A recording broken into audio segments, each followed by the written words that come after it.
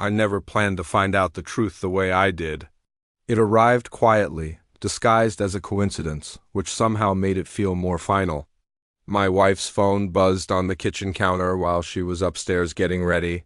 The screen lit up just long enough for me to see a name I shouldn't have recognized so easily, Ethan Moore.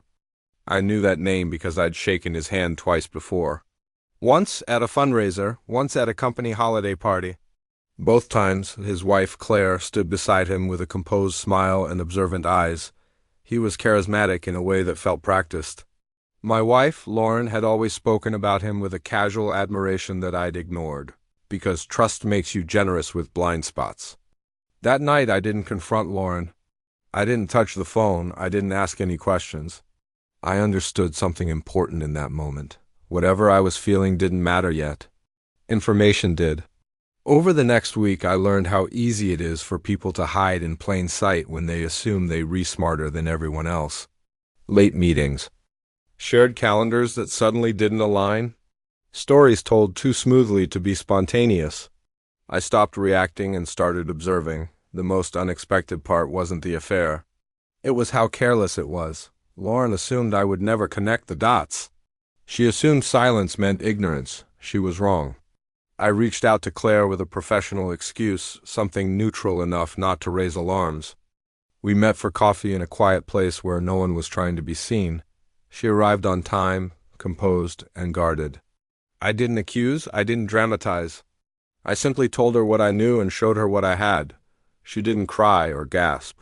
She just closed her eyes briefly, as if confirming something she'd already suspected but hadn't wanted to face. Claire was not a woman who acted on impulse. She was strategic, measured, and far more intelligent than her husband gave her credit for.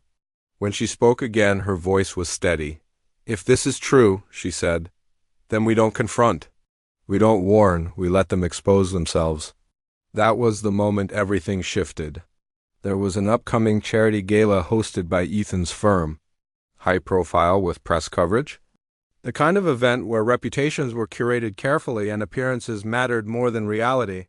Lauren had already mentioned it casually, assuming she'd attend with me, assuming nothing would change. I told her I'd be out of town that weekend. Instead, I arrived at the gala with Claire. The confusion was immediate and deliciously subtle. Whispers followed us across the room. People recognized us but couldn't place the logic. Ethan saw us first. I watched the color drain from his face as realization caught up with him. Lauren noticed seconds later. Her smile froze, fractured, then collapsed entirely. Claire and I didn't hold hands. We didn't smile too much. We didn't perform. We simply existed together, calm and undeniable. When Ethan approached us, he tried to laugh it off, to frame it as a coincidence. Claire didn't give him the satisfaction of a private conversation. She addressed him clearly, loudly enough for nearby guests to hear, and informed him that their marriage was over and that his resignation paperwork had already been submitted to the board that afternoon. Lauren tried to speak to me, but I didn't respond. Later that evening, documentation surfaced. Financial irregularities, policy violations, evidence that couldn't be argued away. Claire had done her homework. So had I. By the end of the night, Ethan was escorted out under the polite disguise of a family emergency. Lauren left shortly after, alone, humiliated, finally understanding the cost of underestimating silence.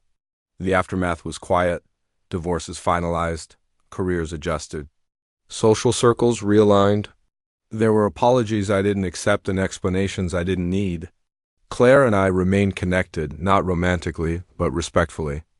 Two people who understood that revenge doesn't have to be loud to be complete. Sometimes it is simply about standing in the right place at the right time and letting the truth do the damage. People later asked me if it felt good. It didn't feel good. It felt finished, and that was enough. Thanks for listening. If you have a story to share, let me know in the comments below.